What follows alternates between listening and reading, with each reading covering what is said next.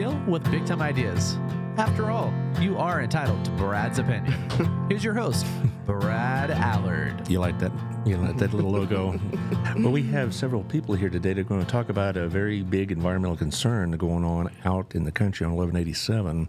That is a wastewater plant treatment, and has raised a lot of concerns about not just the quality of the wastewater treatment, but also its aftermath and its impact on the environment and things of that nature. So we have Michelle Kwan-Johnson here, who's going to primarily lead the discussion, but she brought a couple of friends with us. So you want y'all to introduce yourselves?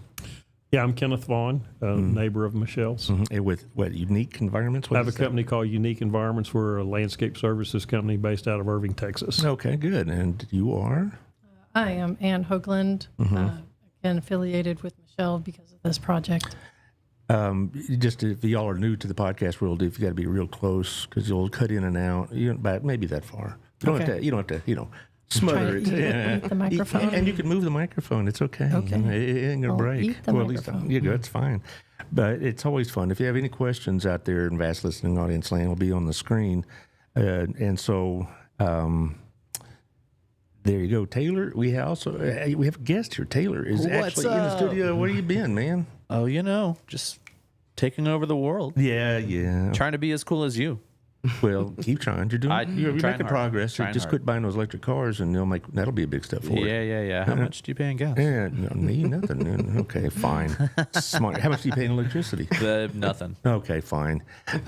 Anyway, just send me the link on Josh sends it to me on You got it. just on text or whatever. Anyway, we're going to talk about the issues concerned here, and to say that Michelle is prepared is an understatement. She has sent us a lot of material. I'm going to let her more or less drive the show because just so Michelle, when you want a certain slide, just tell Taylor and he'll be fine with that. Mm-hmm. But let's talk about the sponsors real quick because they make all this possible. Some of these you may know. Our Place Restaurant, I bet y'all been there before. Mm-hmm. Everybody's been there, right? Yep. Good food. Good food, yeah. And then right down the street, they opened up one about a year ago, Our Place 2, which is kind of I wouldn't say a miniature version because it has most of the menu, just a smaller space, but it's the same quality. And also, our friend Otto owns Gina's Pizza, which I'm very fond of. As old timers, remember Gina's in another context, and then Otto bought it about 3 or 4 years ago and revamped it. Now it's one of my very favorite places. It's got everything you want, and in terms of pizza, and also atmosphere and whatever else. I do a lot of my B&I and podcast business there because it's just a nice place to do it. So thank you, Otto. Tonight is chess night. If any of y'all play chess. You think? Okay. Mm-hmm. And anyway, we have somebody that Michelle knows well. No, I'm one ahead. Old Pro Roofing, John Williams, 817-734-2756. John does a really good job. John comes out and checks your roof out, and you want to deal with home folks because I got like 4 different phone calls from strangers basically. Hey, let me come check your roof out. Well, I don't know these people. I want to talk to somebody I know. Plus, if you don't know John personally, you know Old Pro. They've been in town forever. About 25 years. And they're right here in the middle of Old Town. So they're home folks. You want to do business with them. So 817-734-2756. Also, now this is whom you know. Your friend Jeff Kelly at the Withington Group.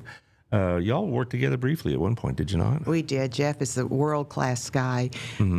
My weakness coming into the real estate business was all the computer stuff, and Jeff was a computer guy, so I'd walk around the office, can somebody help me? And Jeff was always there. He was always so kind and willing, and great real estate agent, great person, and yeah, everyone should love Jeff. Yeah, well, that sounds about like Jeff, it really does.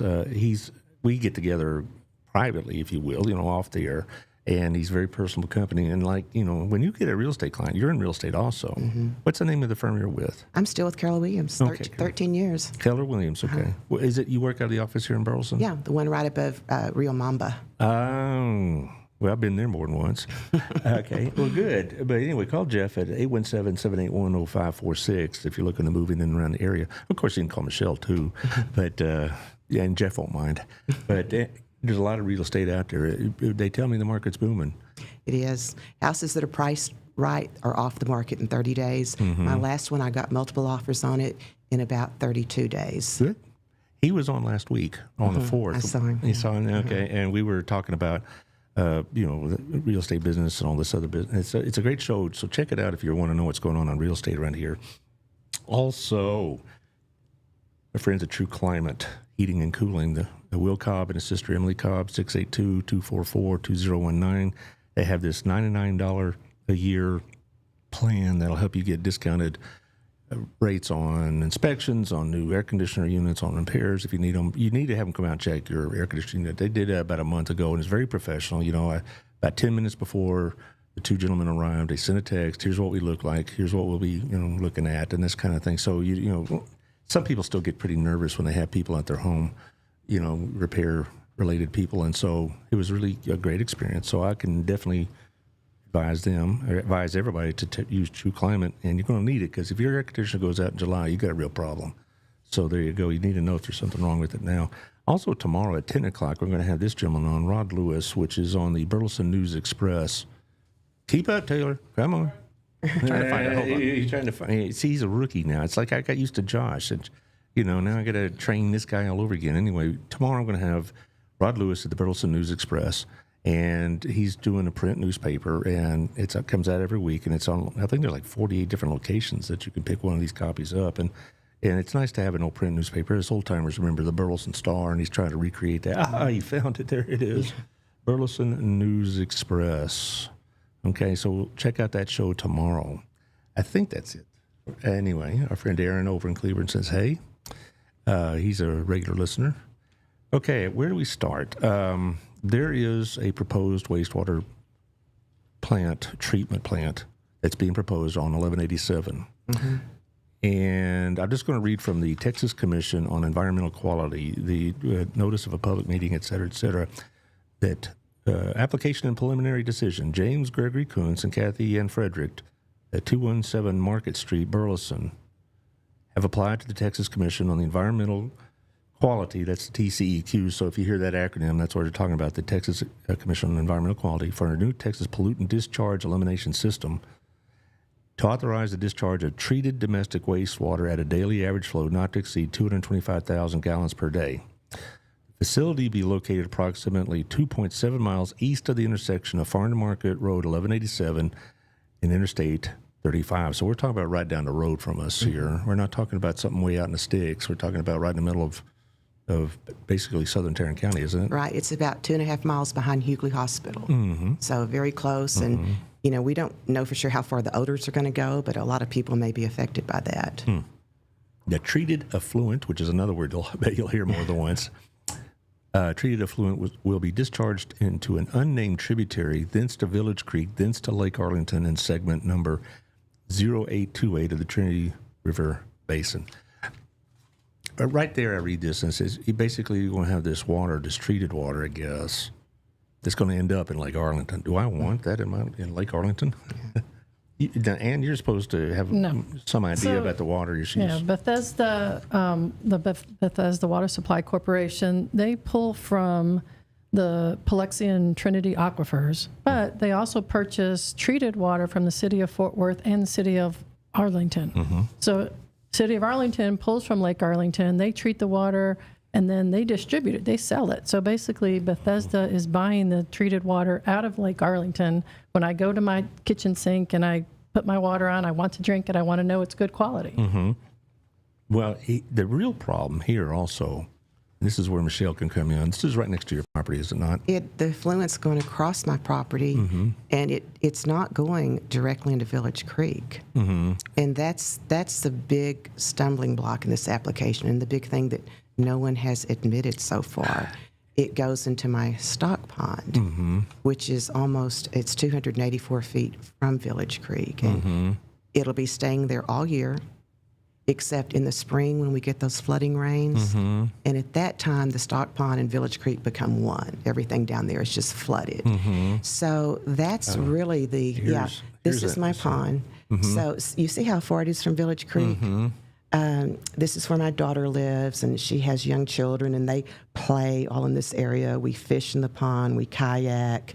They have a fort down there in the dry tributary area. So that was the biggest neglect in the application. And unfortunately, TCEQ can only go by what's written in the application. They're looking at the application saying, oh, it goes directly here and directly there.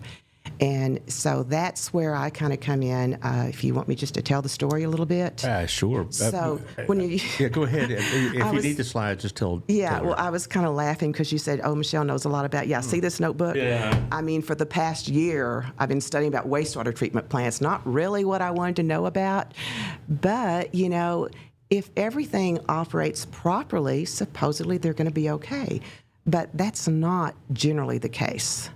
Oftentimes, These have a lot of problems maintaining efficiency or maintaining their operations. well, they break down more than they need to. They do. I've pulled several reports from existing wastewater treatment plants in our area. So And they have a record that's rather there concerning. There are some, yes. And Johnson County Special Utilities District just had a complaint filed a few days ago about fish kills and odor. I just found that this morning because it happened a few days ago, and the status of that complaint is closed on TCEQ's website.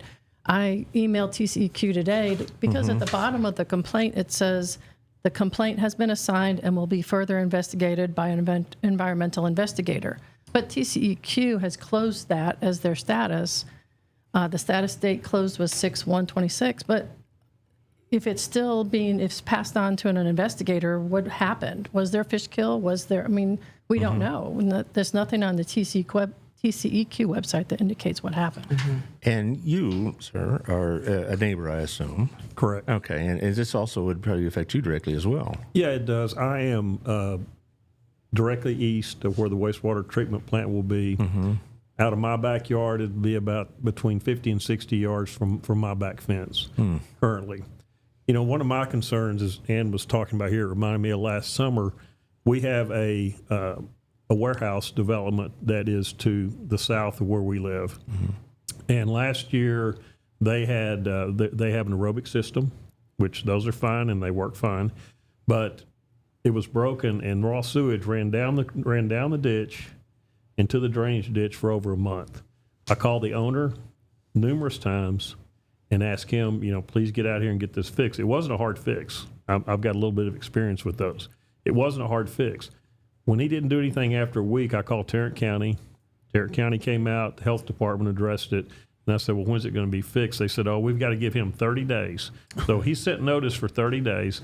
I think all total, I counted up, it was either right at 50 days that the raw sewer ran down before they got it fixed. And this was after filing a complaint with Tarrant County Health Department. In turn, Tarrant County had to go find the owners of the land, who the owners were, and then send that notice to them. So, in effect, I was really talking to the wrong person. It was a management company, but it's the responsibility of the owner. That's a big concern for me. If they can't get something that small fixed within a few days, what's going to happen if they have an issue there in the back of the property? Do these plants have a history of these kind of issues? All the time. All the time. Here's the sheet. I don't know if I gave it to show, but the sister community of this developer is Astoria Crossing out at 3000 Hampton Floyd Road.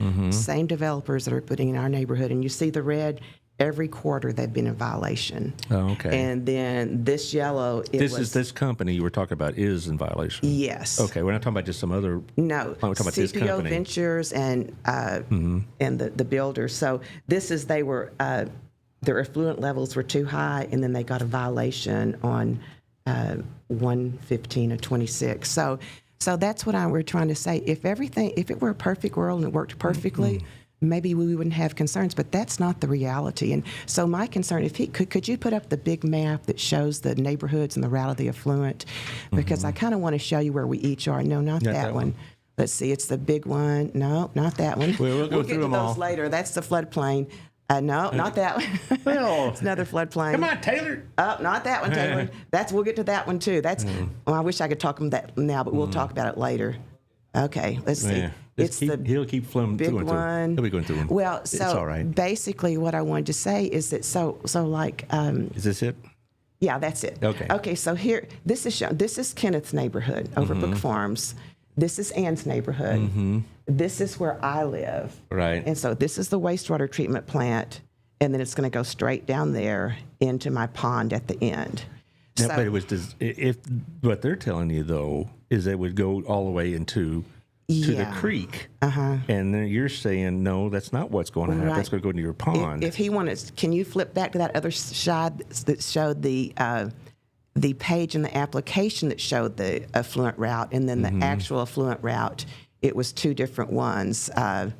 Yeah, that one. So this was what was submitted with the application. And this square is your pond? No, that's my daughter's home. Oh, my The goodness. pond doesn't show up. Okay. So it goes along this route, but if anybody goes out there and eyeball it, they could see that that's not Well, the case. and that was part of my problem. That's the picture there. Yeah, this is the actual route. So when I was first talking to TCEQ, I said, well, you guys are going to come do a field inspection, aren't you? And they says, oh, we don't do that. So basically, TCEQ has been going through the application steps, passing it based on information that isn't accurate. And interesting, too, do you see how they've got the wastewater treatment plant straddling the water route? So, and it goes all the way to 1187. You know, this is 1187 right there. So right here to across the bottom. yeah, Okay. there were just so many mistakes in this, and part of the application talked about Houston water and had maps of Houston. You know, that's where CPO Ventures is located, in Houston. So here we have this big venture capital company from Houston, doesn't know our area. They're coming in. They're trying to put in something that we feel like is going to be very dangerous for the surrounding community. So this is the actual map. The wastewater treatment plant comes down here and it ends up there. So back to Kenneth talking about the one. Can you imagine 30 days of raw sewage coming down here? If they get on the ball, which, it sounds like to me, if they're going to have a year's worth of violations and they finally get fined, I wonder if they're thinking it's cheaper to pay the fine than to fix the plant. Absolutely. That's always been the issue with TCEQ. We have a development right across 1187, the Parks of Village Creek, and they were ordered by TCEQ to keep this tree line of about 50 mature trees. They just bulldozed them down and paid the fine. So I wish TCEQ would enforce the things that do protect our environment, like keeping mature trees, protecting our waterways. Because once the environment's gone, it's gone. Right. So that's our concern. But so basically, this is what TCEQ is judging their application on, and this is the reality. And it hasn't been represented yet. I assume you've made them aware of the inaccuracies in this? Absolutely. And, Absolutely. They've received, I think, in the neighborhood of 400 to 500 protests. Yeah. From people in the neighborhood. The other thing here is that it's not even a dedicated creek. That waterway right there, that doesn't have a name. It is just basically a dry creek bed that water flows through. Drainage so ditch. Nowhere in the Texas waterways is it say Heritage Creek. Well, the application says it's an unnamed tributary. Yeah, I mean, but that's what the application, and it's true. Well, it is that's true. unnamed. That's true. But it also, you would imply from the picture that they sent in their submission that it's blue, like there's water in it all the time. correct. And there's hardly any There's water never in it. water. That was one of the mistakes on the application. The applicant put wastewater goes into a stream. It's not a stream. They should have checked the bottom box other and just said dry drainage ditch. So, I think TCEQ has not received proper information to make a judgment call on this. Now, that's the point of the public meeting. We're going to get eye to eye with TCEQ, present our complaints, and hopefully Greg and Kathy will be there. They can send a representative. But, one of my thoughts, and, Greg and Kathy, they're members of our community. They both live and work here. And several people in the neighborhoods have said, Greg and Kathy, would you want us to do this to you? Would you want us to put a wastewater treatment plant in your backyard and have the effluent running where your kids play? And so, I kind of wish that they would think about the community because, Naomi Kuntz, her mother, she was the principal of Fraser Elementary, did a wonderful job, wonderful. She was big into citizenship and community service. So, I just wish that they would get online, read the 450 comments, and say, you know what, we're going to withdraw this application. Well, we're not in a position to make insinuations that this has been done purposely, but it's certainly been done negligently. There's no question. Okay. So, I mean, even if they did this with the best of intent, it's obviously there's multiple errors in this, just from what you're talking about. But it's like, this isn't just like dropping a comma here or something like that. These are very easily observable violations of, or or misrepresentations of the property itself. I just don't wonder why the TCEQ isn't like, wait a minute, this isn't what's going on out there at all, and they either suspend this or whatever. But it sounds like TCEQ is relatively powerless. Well, you know what? They're a really big government agency. And my experience, because I've talked to them several times, I've called them, and they're all really, really nice and get them on the phone, but their left hand doesn't know what their right hand is doing. Oh, yeah. And so, like, I was talking to one lady, and she says, oh, no, well, we haven't issued a draft permit on this yet. And I said, oh, yeah, you did. It was December 18th. And this was in March when I was talking to her. And so she learned that from me, so. But it's amazing, though. This isn't a question of whether or not, that, what's a good way of putting it, somebody has the right to do what they want with their private property, because that only goes so far, all right? Some people say, well, it's his property. Can he do what he wants with it? Yeah, to the point that it doesn't damage either, financially or health-wise the neighbors, all right? Absolutely. I can't, just say, well, I own this acre, so I could put, 3 dozen cattle on it, just because, when I moved into the country even, I had to have certain requirements about my septic system and things of that nature. And if my septic system had a problem, first of all, we all knew about it immediately, how it is out in the country. But I had an obligation and a legal obligation to take care of it. I could just say, it's no big deal. Anyway, our friend Kim Jones over the Property Tax Justice Foundation said, this is a common problem with governmental agencies from local to state to federal taking action on matters they have no actual practical knowledge on. They haven't visited places they aren't aware of, systems, and they have no idea how the effects of what they put into place impact the lives of Texans. If you're not familiar with the Property Tax Justice Foundation, Kim Jones does an educational seminar on how property valuations are basically just guesswork, and we pay the price for it. And she's going to be on the show again. She was on the show about 2 weeks ago. She'll be on the show again next week. And she'll have more to say then. She's very enthusiastic. So she kind of reminds me of you, right?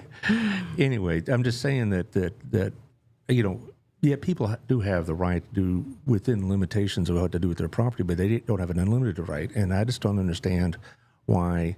Well, I'm not going to insinuate anything about the Kuntz family, but I'm just saying I don't understand why the government is being so lackadaisical about enforcing this. Well, when I get up to speak at the public meeting, the first thing I'm going to say is, please make record of this, that you need to do a site visit for all applications.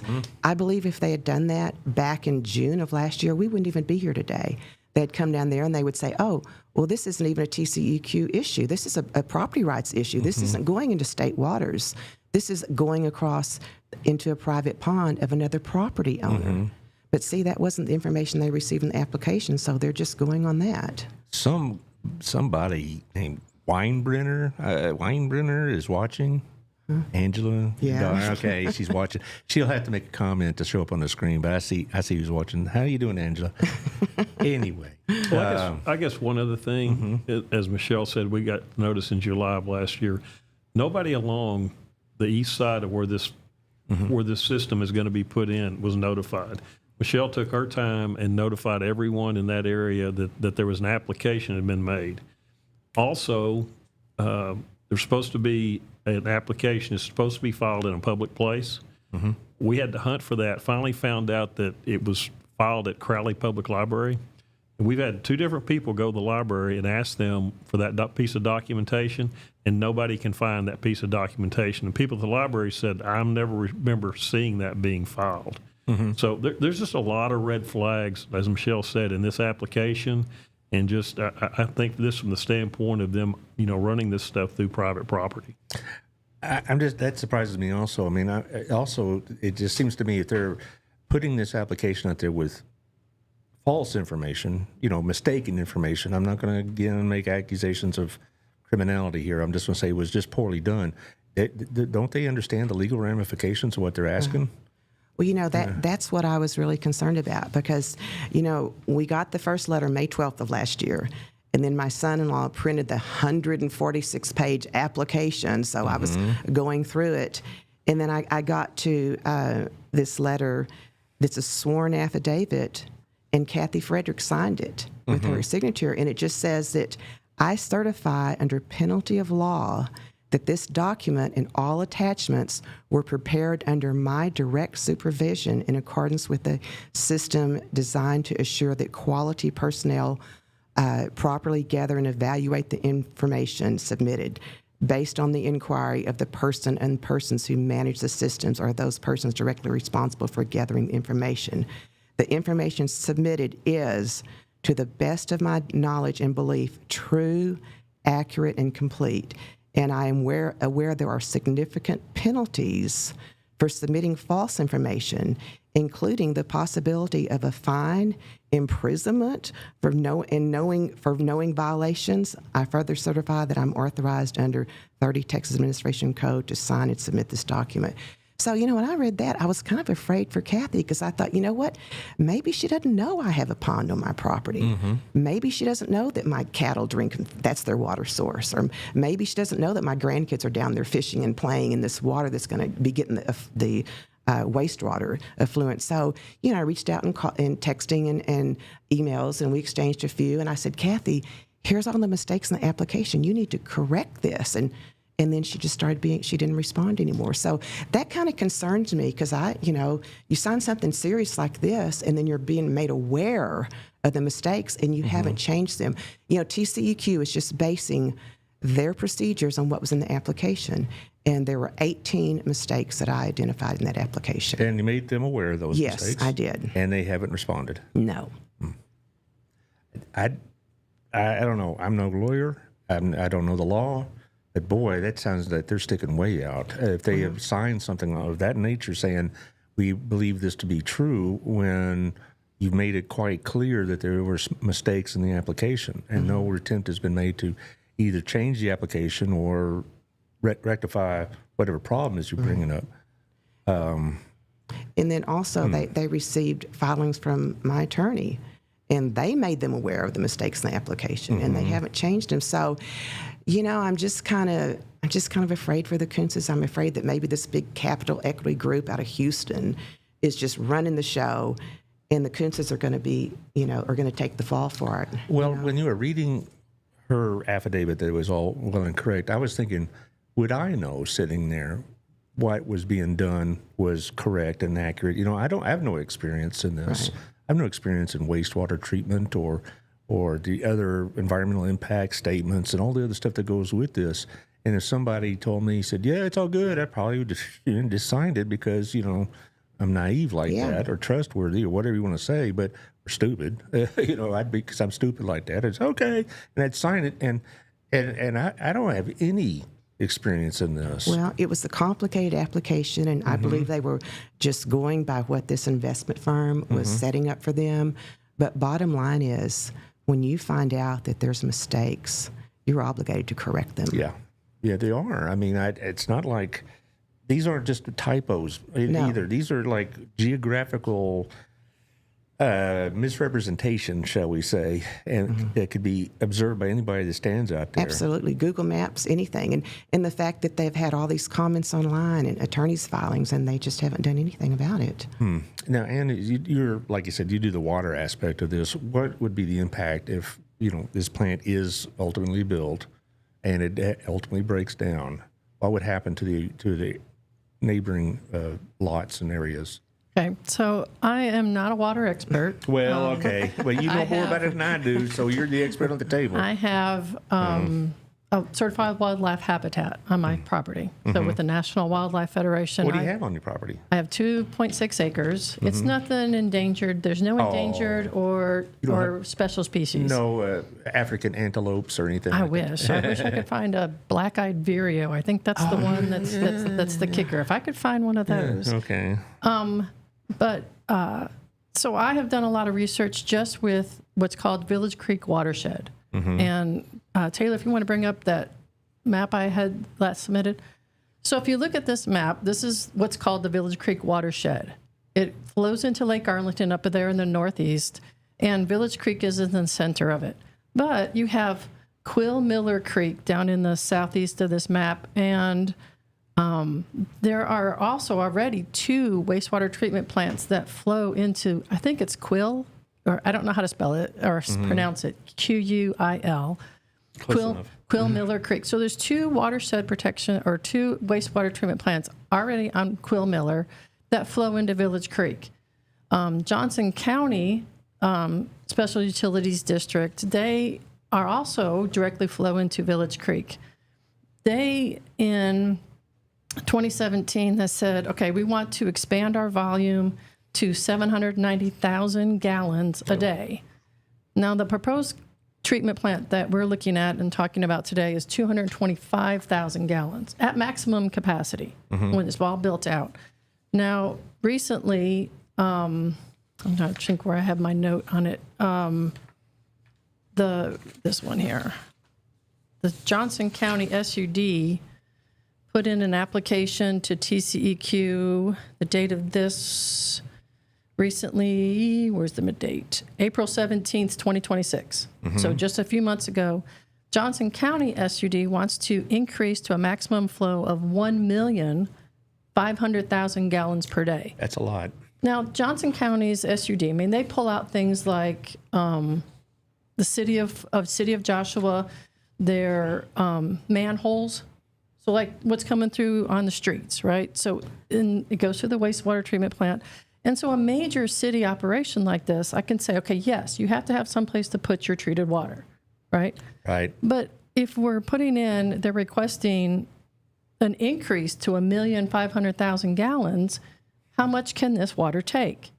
The TCEQ, that governing body, identified back in 2010 that Village Creek and Lake Arlington do not meet water quality standards.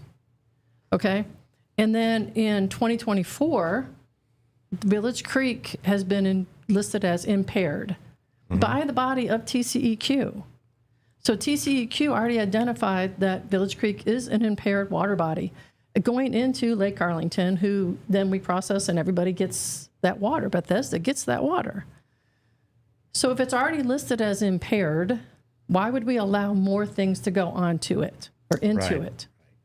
I mean, if they're not treating it properly right now. Now, so we're going back to the flooding concerns. So let's say, 1 week that there's some hiccup and untreated effluent flows into the dry creek and it contaminates the property around. We all know 1187 floods. There's a picture, Taylor, of her grandchildren, I believe. That one. Now, this is one, but there's another one There's a photograph. that shows the Bill Levy Road flooded. Yeah.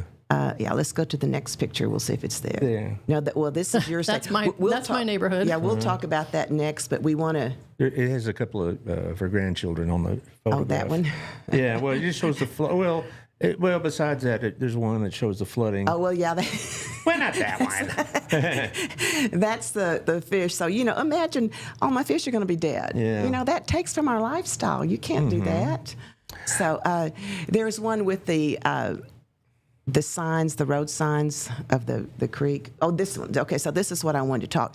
So we were talking about how the effluent is going to get into the waterways. Okay, so basically this is the dry ditch. Unnamed tributary. Yeah, the unnamed tributary. So if you see on that map over there, the dark rectangle is the wastewater treatment plant.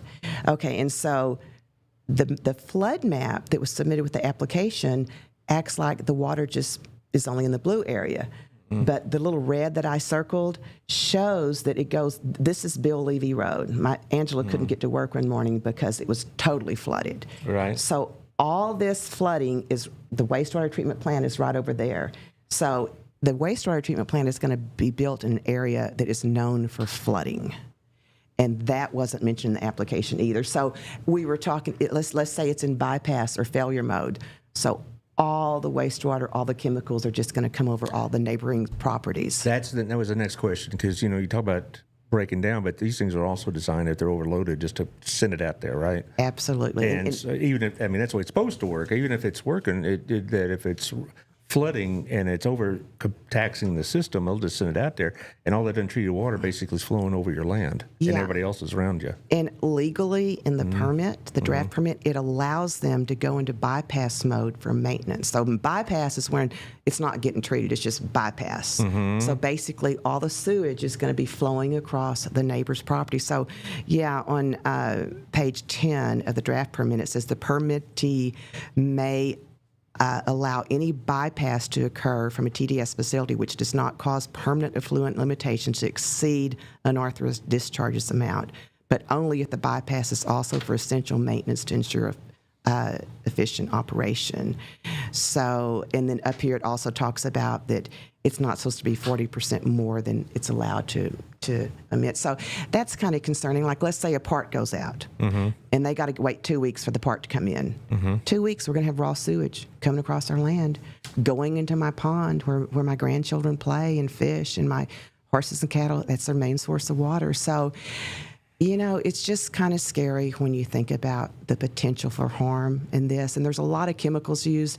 They have a lot of methane gas. They have been known, some of these, to explode. That's not common. But there's a lot of chemicals used to turn this sewage into just water. And so that's where we worry about the air quality, the diffusion of chemicals, you know, the people around that has respiratory issues, the odors. Like, you know, in this development, it says that, you know, the citizens or the people that live there should have the right to possess their property freely. So imagine, Kenneth, that you're in your backyard having a backyard barbecue, all your friends are over, and all of a sudden the wind changes, and next thing you know, all you're doing is smelling sewage.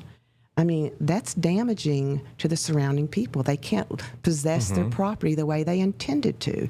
People that live in these neighborhoods, they like being out in the country. Sure. That's one reason I went out there. You know, and I'm on a septic system, and like I mentioned earlier, I am required to maintain it.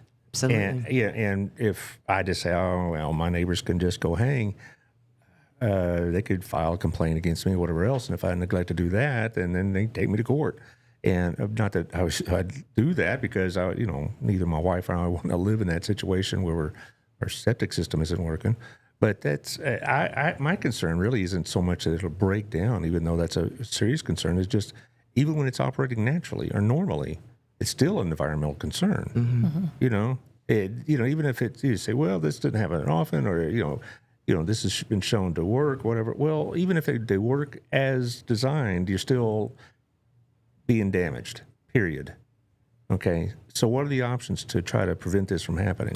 Well, okay, so the biggest option, which we probably should have mentioned the first thing, is called regionalization. So what TCEQ wants to know is, are there any other options? Is there any other way to dispose of this wastewater? So can you put up the big map of the two neighborhoods, the one that shows the route of the affluent, and no, not that one, the big map, because I want to show you how close it is to city connections of wastewater. He's just going to go through a bunch of them until he gets to it. Yeah, not that one. That shows what the development's. Okay, this one. Back up. Okay, so this, you know, this is the Overbrook Farms, Kenneth's neighborhood, Ann's neighborhood. Okay, right there. Do you see that? That is the Parks of Village Creek. Right. So literally, here's the wastewater treatment plant. Right here is sewage connection with the city of Fort Worth. So that is one of the big things that TCE will consider. Now, the Kuntz's property had been in the ETJ, that's extraterritorial jurisdiction. So that means it's scheduled to be a part of the Fort Worth city limits. And it's scheduled to be able to have city services. Now, after they made this application, they decided to take it out because they didn't want those regulations set on them. But they have had developers that wanted to develop that property using city services. So I hope TCEQ is going to take that into consideration as a safety factor. You know, you can't have these little pop-up wastewater treatment plants coming all around and not have a big risk to the environment because they're, you know, the reason it's safer to have a municipality do it is there's someone there 24 hours a day manning it. These plants, they're manned remotely. Now, there is a trained technician that's supposed to be handling them. But the day that I went over to visit Astoria Crossing, I think I told you, there was a guy down there, and I drive down to talk to him about the wastewater treatment plant. He says, yeah, we've had a situation going on. We had a rain event and a bunch of baby wipes. And so they had the sludge truck down there emptying it, and it was really, really smelly. And I thought, how often does that happen? Or what if they can't get the Let sludge me bring truck? that up. Go ahead. Good transition, Michelle. Thank you. So this is the permit details report for Escondido Village. Escondido Village is I-35 and Bethesda Road, and they have a small wastewater treatment plant. And a violation was put through March 18th, 2025. Failure to prevent the unauthorized discharge of wastewater, and then the recommendation, there shall be no unauthorized discharge of water. But the resolution says the noncompliance notification report submitted in the TCEQ DFW region for office indicated that the regulated entity disinfect the impacted area. So in my brain, they're going to have to go dig up all the impacted soil. Okay. They clear the line. Yay. Informed residents to refrain from flushing baby wipes and set plans to routinely visit the discharge location. Now, this wastewater treatment plant has been in place for several years, but on March 18th, 2025, they are set plans to routinely visit the discharge location. Why were they not routinely visiting the discharge location before? I mean, why did they have to have a set plan to routinely visit the discharge? They should be normally monitoring it. Now, I want to get back to something you said about that the housing development that's across the road from this potential plant. And it was, what is the objection for them to hook up with Fort Worth? Is it a monetary one or what? Well, it doesn't suit their business model. So CPO Ventures, they say that they bring services to underserved area. Now, obviously, we're not underserved. It's a fourth a mile away. But their business model is that the property owners maintain ownership of the land. So the Kunzes will still own the land, and then they provide the people there with wastewater, and I think Bethesda Water is going to be the water source. But they never own the land. It's a land lease. So it's affordable housing of manufactured homes, but they never own the land, and they have to pay for the wastewater. So it's all kind of a package deal. It's like, well, we want to do these manufactured homes, so we have to, if we're in CPO Ventures, we have to do that. Now, that's what I think. I mean, obviously, we would all feel much safer if they did connect to city wastewater, had someone monitoring it 24 hours a day, that, you know, rather than just some little drop and pop wastewater treatment plant. Well, and that to me is like a very easy solution, right? Absolutely. And we hope TCEQ will require that. And this would impact that business model. Would they not make as much money doing it that way? I don't know. I don't know about the financial plans. But yeah. Yes, you got a question. Okay, so Taylor, can you go ahead and bring up that one flooding map I said from City of Fort Worth? The flooding of City of Fort Worth? No, it's a flooding map by the City of Fort Worth. Okay. Right. So I found this flood risk viewer on the City of Fort Worth. Now, over in the left-hand side, it says potential high water areas 1 year and 5 year. So that little red box there shows an area that's ponding on a now empty field. So in the event that the wastewater treatment doesn't go through, that they can go through and connect to city water, they still are going to add all these mobile homes onto this property. All that hardscape of the roads and the driveways and where the properties are going to sit, that empty field will absorb a whole lot less water. And you can already identify there's a purple, Michelle, if you want to point, there's a purple little tributary, little river, creekish going down, up. Oh, from the red arrow. Here? See the red arrow? This one Follow or this that one. This one. That's That my goes to your backyard. property. Oh, nice. That is my backyard that has flooding in my backyard. Today, I mean, it's not a 100-year plan. Last just From the yesterday, weekend. just weekend. I have Yeah. water flowing in my backyard because the field there is not absorbing water. So there's nothing in the permit that says how we're going to process the flooding, everyday flooding, just from the hardscape on that property. So this is, and then if you go, let's go flip to that one that shows the flooding on the cul-de-sac. See, this shows, this is yeah. where the wastewater treatment plant is. This is the Kunz's property. And so you can see it's in a flood area. So who puts a Potential wastewater high treatment- water. Yeah. That's what the But you saw legend my says. pictures. It floods, you know. Okay, so all right, this is the cul-de-sac in my neighborhood. You can see the Hammock property and then Country Hills property. That's a mailbox. Then go to the next one. Yeah. And then this is the same mailbox.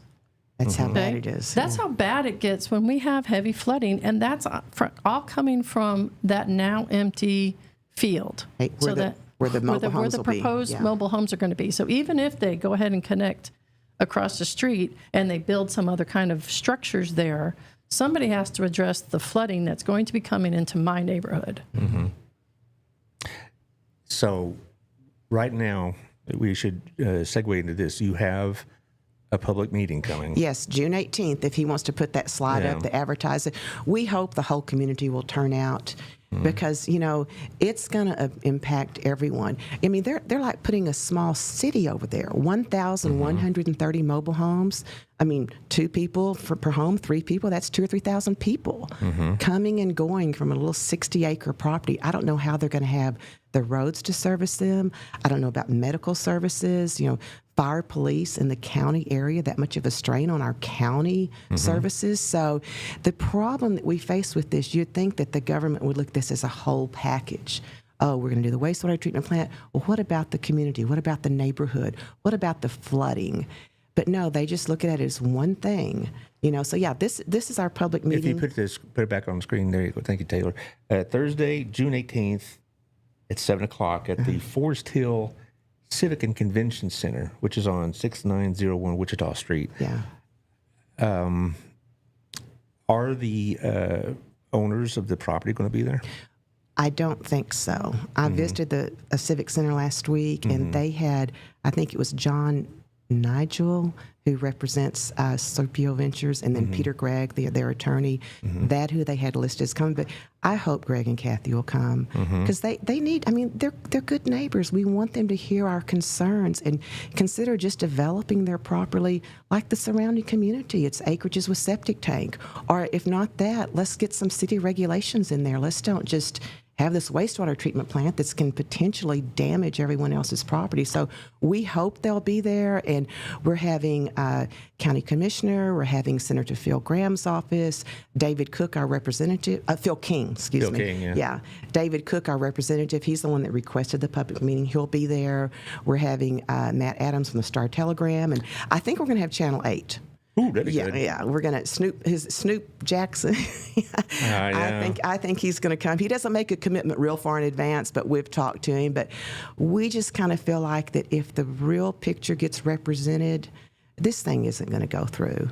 There's too many mistakes. It's really a private property issue. It really should have never gone to TCEQ. It's about waste being discharged on someone else's property and stored in their pond that they use for recreation, source of watering for their cattle. And, it just never should have happened. So hopefully this public meeting is going to get a lot of attention. I'm going to have 4 different poster boards there that show the mistakes in the application. It'll show the pond. It'll show the flooding. We're going to do one on flooding. And so just a lot of information so people can get the full picture. And TCEQ will be there. So I hope everyone else can join us. Well, not to plug tomorrow's show so directly, but, this is something Rod Lewis could write about in that little newspaper. So I'll put that in a suggestion box that he may be at this meeting. He goes to the city council meeting, school board meeting, so I bet he'll be interested in this as well. Please let him come. The more people that know and he about can interview this. and he needs content, so you can, if you want to contact him directly, say, hey, I'd like for you to have an interview, and usually you can meet at Daydream Coffee or something like that, or at our place, wherever you care, and y'all can have a story written about it. Absolutely. Matt Adams did one story in the Star Telegram back in February. He came out to our house and he looked at the pond and everything, but there we are down there. This was dated, I don't know, Kenneth, it's February 18th. Oh, I if thought anybody it was was looking at Down in the corner. down the Down the bottom. corner. Oh, see, I thought y'all were the Hare Krishnas there. No, there we were. And we really appreciated Matt's involvement. He reached out to us because Kenneth's neighborhood put all these signs that say "Stop Heritage Creek Wastewater Treatment Plant." And if you're driving along at Light Abbey 7, you might see the signs and not really know what it's about. But from now on, if you see them, it's about the wastewater treatment plant. So Matt Adams reached out to us, and we were so thankful for that. Besides going through this process of public hearings and protests and whatever else, have you thought about like getting an injunction or something like that? Well, I don't know. The next step is contested case hearing. or it could be just a trespassing, a lawsuit for trespassing. So the bottom line is we really hope Greg and Kathy will think about being good neighbors. When you've had 450 people say, please don't do this, don't damage our lifestyles, don't do bad things that we can't enjoy our own property. We just hope that hey, we're going to withdraw the application. We'll do something else with that property. How close are they to, moving dirt on this project? Well, we don't know. They've passed the technical review, which that is where TCEQ looks to see if all the boxes on the application were checked. But the problem is the wrong boxes were checked. And then they passed the draft permit, that says, will this wastewater treatment plant function efficiently? And they said, yes, it's a good type of wastewater treatment plant. It'll function efficiently. But they were still basing that on the fact that it goes directly into Village Creek. No one has ever addressed the fact that it does not have a direct connection with state waters. That's why it's an issue as to whether TCEQ even has governance over this. Maybe to answer your question maybe a little bit more directly, we met 2 weeks ago with the county commissioner's office, Alicia Simmons, and even if this, the steps that they go through, they still have to file how they're going to handle, the water, which would, you'd come into play there, how they're going to handle the, the storm drainage, and then how they would also probably have to widen at least one road there. If the development goes through, there's quite a few more steps that they have to take before they'll be able to turn dirt. Yeah, okay. So we're not talking about something that's imminent. In about 2 weeks, they're going to start digging. No. So you still have time, but it's, I guess the first thing I would have done is gone to an attorney and try to file an injunction. I mean, but it's not quite that easy, I know. There's all these steps you got to do. You got to go through this process before a judge will hear the case and all this. I understand. I guess the next step is when they do bring in the bulldozers, you can lie down in front of them like they did. I do it. I know. So Mr. Allard, I hear you're going to contribite to Michelle's legal fund. Oh, yeah. Because in order to file that injunction, you got to have some money. Oh well, right? Right? I mean, look at the time here. We're just individual I'm residents. just a poor podcaster here, We are. No, it's a crickets is right. the next step, Mr. Allard, is a contested case hearing with TCEQ commissioners. Now, that could be 3 years down the road because they've got to respond to each of the 450 comments. And the good news I want to share with the community is just recently, 2 concrete batch plants have defeated the TCEQ application. One of them, it was over 3 years. It cost them about $170,000. But their attorney got them off on this kind of a little small thing in the application that said you cannot admit more than so many particles of silica. And they said, well, that's impossible. Any concrete batch plant is going to admit that. And then another one is, I don't know how they got off. But anyway, so I guess what I'm saying is there has been success. TCEQ is this super big government agency that might be biased toward developers. But I, bottom line, believe that this is not going to happen because there's just too many wrong things about this application. But I'm glad to hear that there's still some time because I got the impression that we're talking about before the end of the year. No. I mean, we could be at this 2 or 3 years from now. And I'll still be here. Hopefully, you can give us an update. Give you an update, yeah. Yeah, that'd be great. Well, go ahead. In complacency, I hope this podcast goes out, and if somebody's out there and they think this could never happen to me, it can. So the Rendon community, South Tarrant County, needs to get involved in this and needs to come at least make their bodies there. If they don't feel comfortable giving a speech, have bodies there because bodies speak to political issues. Oh, nothing gets their attention like votes. Correct. You can be on the right side of the issue, but votes talk and everything else walks. Yeah. And so, I get so. Taylor, will you put that notice back up on the screen? Just one last thing, just as a kind of an ending segue. Public meeting Thursday, June 18th, at the Forest Hill Civic and Convention Center, 6901 Wichita Street in Forest Hill. And like what's been said here, this can happen to you. And where I live, we're pretty well developed. But what's happened also was that north of us was undeveloped, and they put a bunch of smaller homes in, and it's impacted my neighborhood. Not nearly like it has y'all's. It hasn't impacted me environmentally, but it has changed the nature of my little country neighborhood. There's much more traffic than it used to be. Things like that. And there's a reason why people move out there. Things of that nature. One last thing before we go, I always like to mention this, is that summertime is a real tough time for the food pantries. And so you definitely want to, make time for them. Next time you go to the store, pick up a few extra things. There's the three that I deal with, Promises and Harvest House and House of Hope here in Crowley. They do double time business because the school lunches aren't available. So drop on by. If you got anything extra, want to go to the store, pick up a few extra cans. Or I tell you what they really need is two things in particular: cereal and grape jelly, or jelly of any kind. Really, we don't think about that, but they do. Also, my friend over at Kim Jones tonight at 6:30 to 8 o'clock at the East Cleburne Community Center, the free homeowners property tax workshop at 602 Olive Street. It seems like everybody has a community center but us. I always harass Chris Fletcher about that, and he's like, we got other things to talk about. All right, anyways. Yeah, 6:30 to 8 o'clock tonight, East Cleburne Community Center, free homeowners property tax workshop, 602 Olive Street. Thank you, Kim. Like I said, I'm going to look at that next week's schedule, make sure I got it right. Yeah, she will be on the 16th, a week from tomorrow. That'd be good. I'll let y'all have the last words. So tell us succinctly, I suppose, what we need to know. And I don't know. I want to go with my slide, Taylor. So I found this, and I've been sharing it. Only when the last tree has died, and the last river has been poisoned, and the last fish been caught, will we realize we cannot eat money. If we keep polluting our waterways, there's not going to be any fish to catch. And I know I grew up, loved fishing. I love to fish. I taught my children how to fish. But if they're polluted and the fish die, Michelle's pond, she has fish in her pond. Her grandchildren are enjoying that sport today.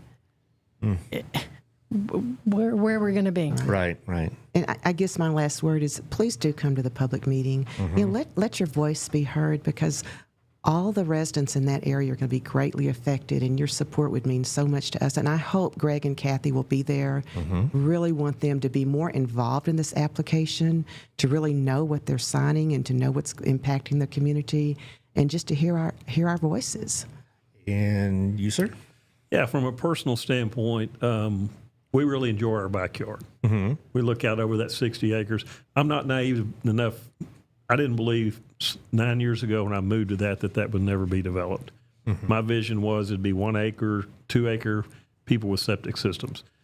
My wife suffers from a chronic disease, pain, and is in house most of the time.